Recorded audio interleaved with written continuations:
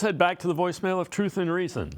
Hello. Very, very sad to find out yesterday about Dr. Frank passing away. As we all remember, one thing about Dr. Frank was his lethal arm inside the 20. He was money with Collins. Today, he would destroy most of these defensive backs with that rocket arm of his and accuracy. He was a phenomenal athlete, a wonderful man. There should be more things written about him. Have a good day, sir.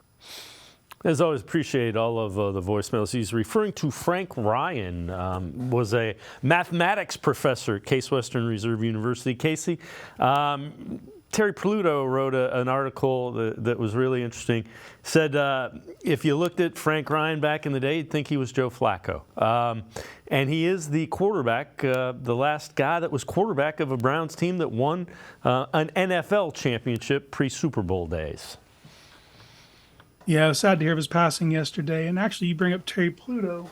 That's how I learned about Dr. Frank Ryan, was this book, Brownstown, right there.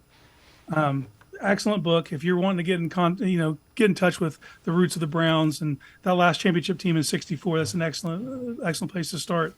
But if he tells the story of the '64 season, then he chronicles in each individual player that mattered during the season. And the last player he touches on before he goes on to wrap up the book is Frank Ryan, Dr. Frank Ryan, because 5 months after he won the NFL championship, he got his PhD from Rice. And it's hard for us to wrap our heads around players had to have two jobs back in the day, but he was a different breed. Most of those guys were selling insurance or running a car sales, stuff like that. He had a different thing going. He was very cerebral, and he doesn't get as much credit as he deserves.